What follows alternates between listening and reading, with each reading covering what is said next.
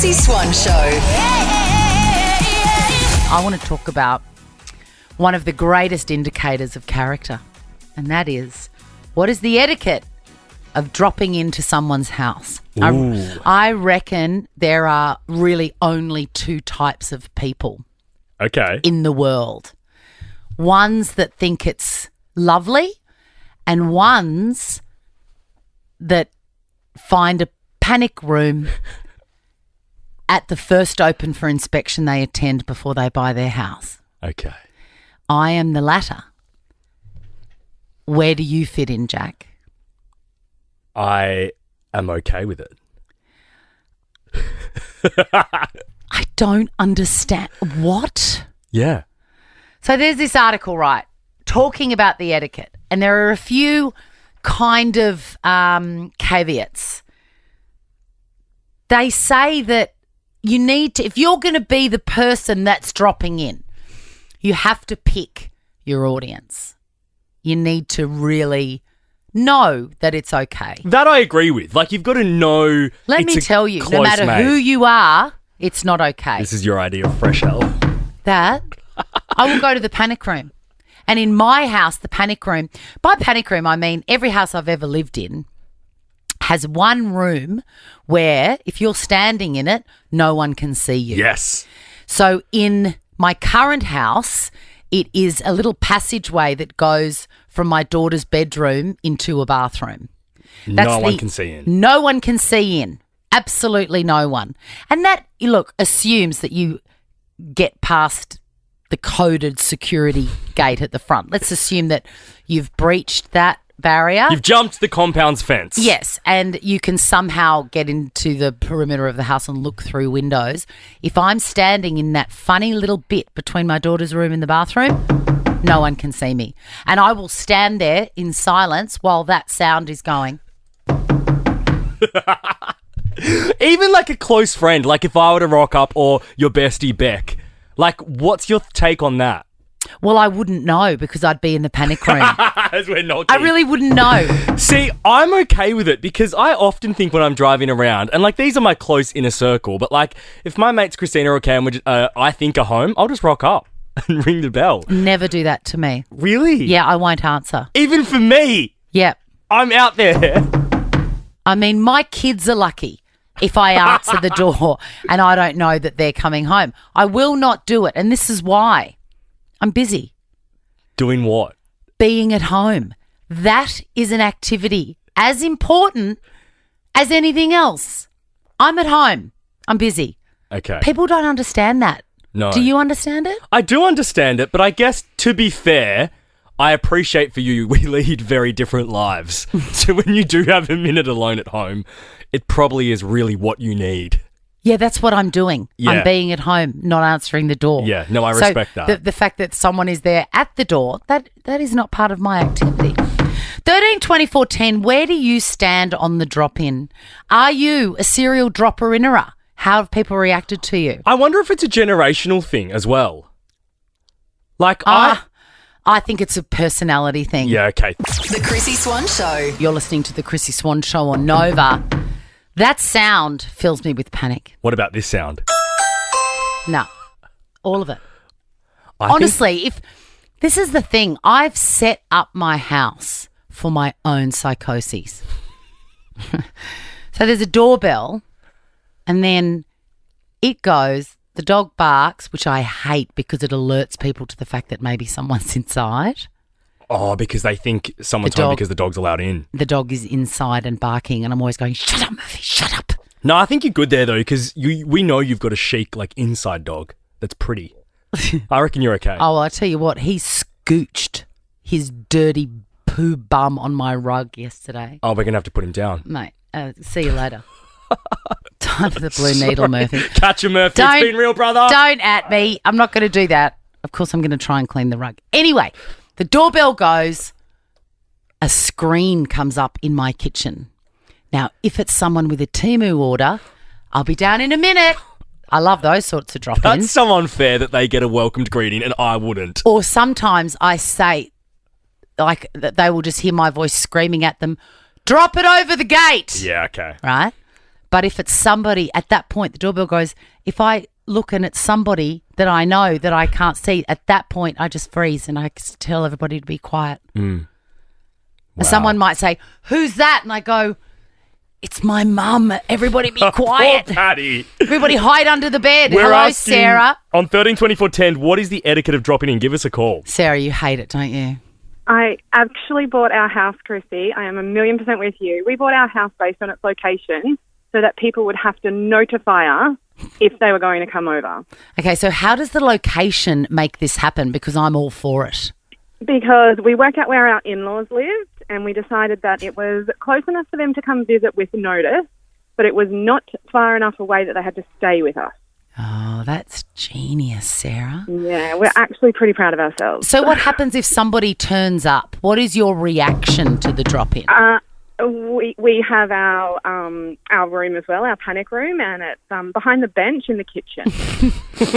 And we assume the positions and we sit and we shush. Yeah, one of my earliest memories from when my boys were about 4 and 1 is hiding in the kitchen on the floor. Me going, get down, boys, get down, and them just doing it because I'm their mother. I mean, you guys Absolutely. should host like training drills to get these kids ready for if this does happen. Yes. Oh, God, Yeah. Sarah. It's so good to feel that I'm not the only one. Pauline, you love a drop-in. Yes, I do. Oh, my God. Tell us why, Pauline. Oh, I love it. Because when, you might be in the middle of doing housework, best thing is for someone to drop in, get your wine, get your nibblies, sit down, have a chat. It's going to be there tomorrow. But you're busy. You're doing something. Go away. It doesn't matter. It's always going to be there. Correct, and I life's love short. Life's short, Pauline. You got to see your mates. That's right. Yeah, of course. But- Anyone. oh, my Mum. God. I'd like my mum if she could pop in every day. I'm Oh, that would be awesome. I'm just so fascinated with this. What about if you're like, you smell like you've been living under a bridge and your hair's crazy and you've got no undies on and no bra? I usually turn up at the door with a bra and undies, so all my friends are used to me anyway, so it wouldn't matter. See, that's the thing. Maybe Pauline's more normal than me. Pauline's a nudist, I think. Let's go to Emily. Emily, dropping in unannounced. I love it. I love it when people do it to me. My kids' friends do it, and I love it. I embrace it. So is your house always like neatish? I've got a couple of rooms at the front that are the good rooms, and Yeah, I try and keep the washing out of there. So there's a few tricks, but I like it. I like that the children's friends feel that they can come over unannounced and have an impromptu play. I think their friends' parents think that their kids shouldn't do it, but I embrace it. I love it. Can I tell you on that point, Emily, one night, it would have been maybe Saturday night at about 6 p.m, my doorbell went. And I looked out there and I could see on the screen that there were a few of Leo's friends. So 15 years old, year 10, he's in now. Can you believe? And I said, oh, hang on a minute. Leo, your friends are at the door. Anyway, Leo went down there and without opening the gate said to them, go away. Oh, no. He said, there is no way that you are coming in here. The Chrissy Swan Show. The Chrissy Swan Show. We are scrapping what we're going to talk about here because you just said something in the song that is probably almost the most chaotic Chrissy sentence I've heard come out of your mouth. Really? Yes. I just don't think it is. I'm going to say it again. And we've got you in here for a third opinion, Tom. Second opinion. Third. Good Lord, that's probably the most chaotic thing, the third opinion. So I was just saying to Jack in the song, you know how I'm in my hermit era? Yes, And I sure. love being at home, love it.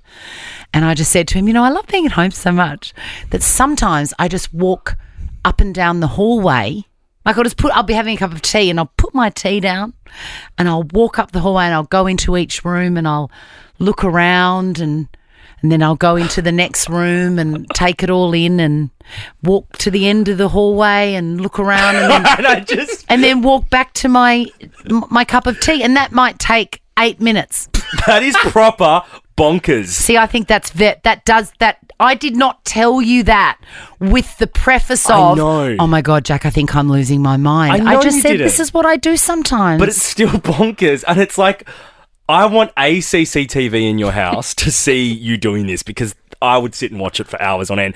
And B, I just imagine you like Beck Judd walking through Chadstone with those promotional videos. Actually, I'll do just it. looking at your house. This was exactly what I do, right? I start from like the first room on the left when I decide on my journey. Oh my is God. Peg's room, and I walk in and I go. And I draw on everything I learnt from the Trinity School of Music London in my at my school for speech and drama, and I look at all the details that I love about that room. And I might sniff a few things as well. You are not I tell you well. what, speaking of CCTV, do you know what you would have loved last night? What? I was problem solving. Right, I was home alone last night too, that's when I get up to the most mischief. I can imagine. Yeah. And I made the mistake. You know, I've got a recurring order for coffee beans. I've got this one brand that I've loved forever and I only ever have it. And I finally bit the bullet and I subscribed, and then I'm never out of coffee beans. Well, it's been a big month. I've drunk a lot of coffee. And I ran out of coffee beans and I had to get some from the supermarket, and I got the most expensive ones that were there. And I tipped them in, and the machine takes a kilo of beans. And I put them in, and then I had a coffee. I can already see a kilo of beans. And I had a coffee, and I kept on doing shots, and it wasn't hitting. There was no strength to it. So I hate that coffee, right? Then I'm looking at the machine going, how do I get you, all of you beans deep in there? How do I get you out of there and get the good beans in? Because the beans had arrived, the good ones. So the coffee beans were going through the machine, though. They just weren't strong enough for your liking. They were awful beans. Okay.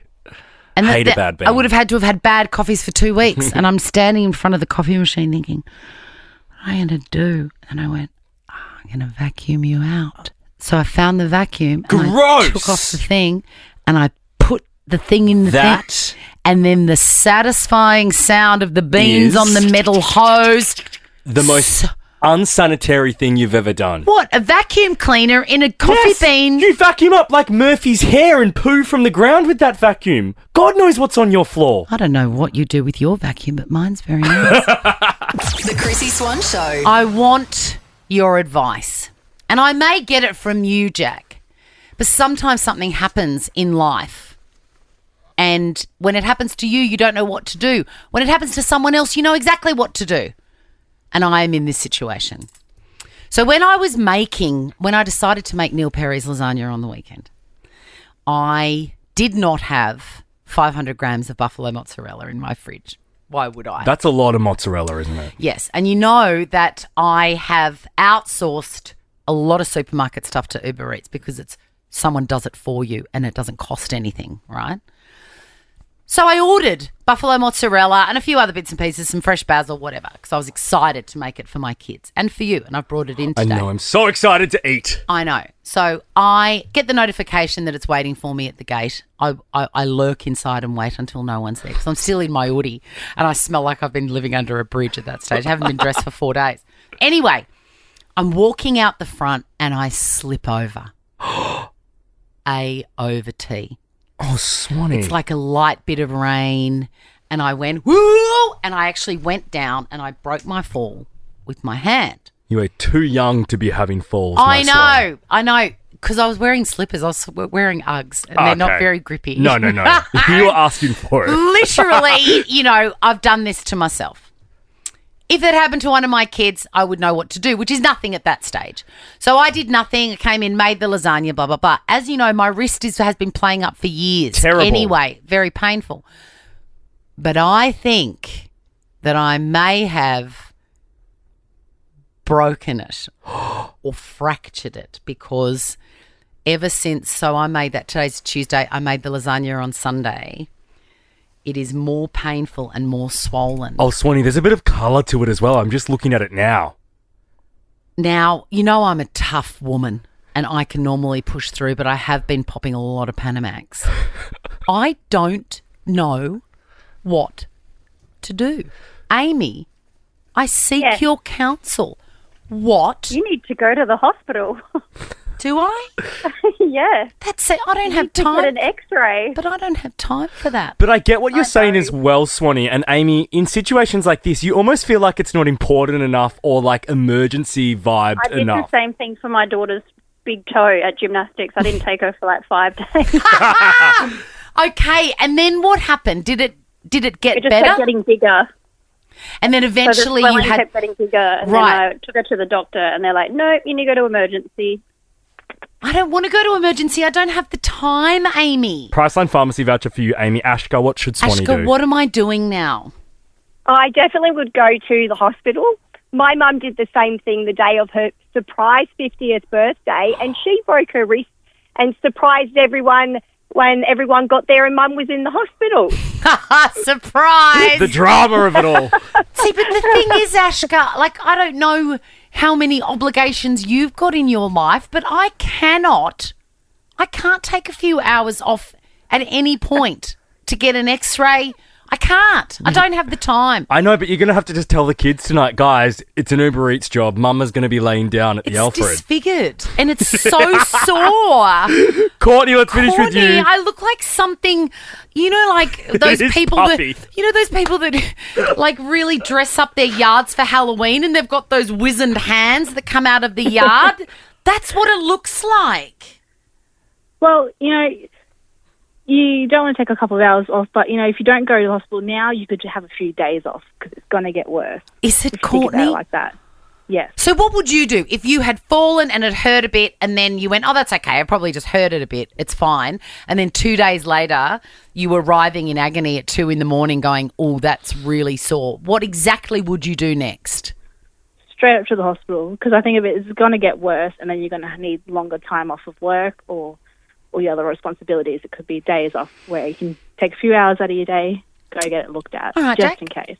Jack, that means that you're alone for the rest of the show. See ya. Tom, call Joel Creasy, get him back from New Zealand. We need to fill in. How bad is it?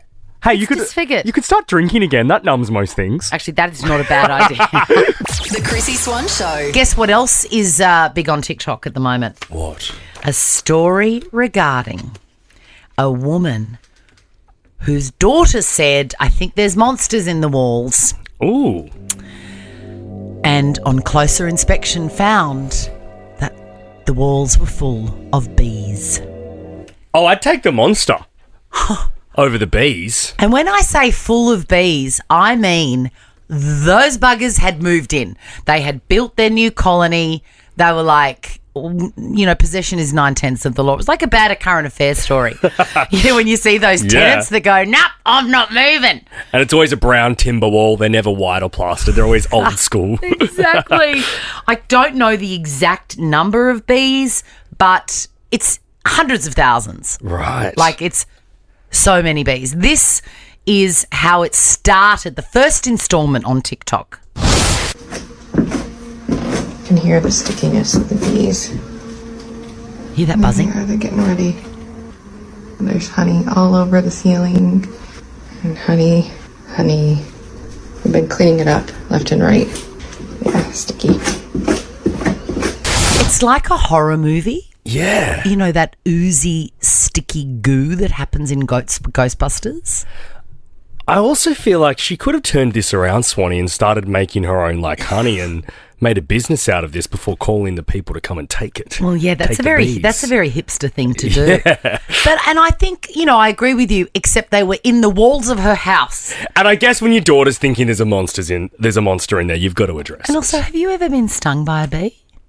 I don't think I have. It really hurts. I don't actually know. Maybe I did as a kid. Yeah, as a kid, I think I've been. stood on one in my grandma's front lawn once. It hurt like crazy. I could not believe the pain. And often, I know people that have found out they're properly allergic to bees via being stung, and you end up in the ER. Yeah, That's scary. it's very, very serious. 13 24 10.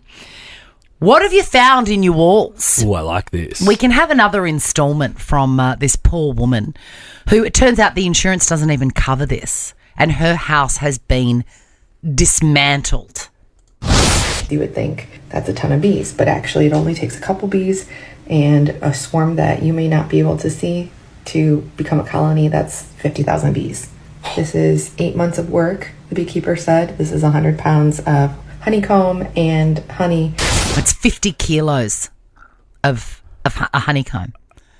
I mean, they're really miraculous what they do, bees. It's pretty incredible. But I wish that they wouldn't do it in her wall. And if you're listening, bees, don't try it at my place too, because I'd have to sell. Yeah, I you would. I would just have to go, no, they have moved in and therefore I have to move out. Have you found anything in your walls before? Well, I have. A house that it had a large cavity under the house, and the walls went all the way down, right? And you could see under the house all the way up and down, right? So they were, I guess, hollow is what is the word I'm after. There was this god-awful smell, the worst smell ever, and it was the middle of summer, and I thought, God, what is that smell? And it got worse and worse, and then all of a sudden there were maggots on the floor, and I thought, oh, the kids have killed someone. Exactly. Little Jimmy's behind it. Anyway, with much trepidation, I followed my nose under the house, and in the wall was a huge dead possum. Yeah, yucky. And it had been there stuck and dead for ages, long enough for it to rot and for me to first know of his demise by the odour in my living room. Foul. Who invented possums, by the way? We don't need them. The Chrissy Swan Show. The Chrissy Swan Show. Talking what was in your wall, a woman in America heard some buzzing, and of course her daughter drew the conclusion that it was monsters, which I love. And it sort of was. It was actually a colony of 50,000 bees. That is a lot of bees. It is so many bees. And a lot of yummy honey too. But a local, I love honey, do you? Same, yeah. Oh, I never eat it though. I never go for it. I don't know why. you really must, because a piece of toast with butter and honey is like the best. And creamed honey. Have you ever tried creamed honey? Yes. I'd forgotten about creamed honey. I only would get creamed honey when at a cafe. Like, I would treat that as a specialty. You can get it from the supermarket. Yeah, I I need believe to get the brand is Barnes. Yum. Yum. I'm going to get that. That is on the list after work. But we digress. What have you found in your walls? Ella, Yes. this is horrific. Yeah. We heard all this scuttling in our walls once, and then it stopped one day, and it was really weird. And a few months later, we were cleaning out like our front porch, and my dad pulled a bit of the roof down, and these 2 possum carcasses just fell out. Oh, my God. At what stage of decomposition? Sorry, my true crime. My forensics are coming out, Ella. At what stage of decomposition were these mummified possums? Well, yeah, they looked mummified. They were like completely shriveled up and dried out. It was quite horrifying. And I was quite young at the time. I was probably like 11 or 12, and there were just these 2 carcasses at my feet. You never forget your first mummified possum. You don't. And particularly you don't forget how their eyes and gums look. Yucky. It's like burnt on your memory forever. As Jamie Lynn would say, trauma. It is totally. That is trauma. Ella, you're in the draw for Nova's 10K a day, which means Ricky Lee, Tim and Joel could be calling you this afternoon with 10 grand. Kate, you've had buzzing walls. What was in there? Hey guys. It was European wasp. I mean, are they worse than bees? Y/N? Well, so my husband couldn't hear the humming, and I heard it for days. So I left the light on, and at 9 o'clock, the whole swarm had come into the house. And 2 months prior to this, I actually stood on a European wasp nest and was stung 50 times. So the trauma when I saw those wasps flying around the room, I'm sorry, Kate. Worst nightmare. 50? Are you saying 50, Jack? 50 times?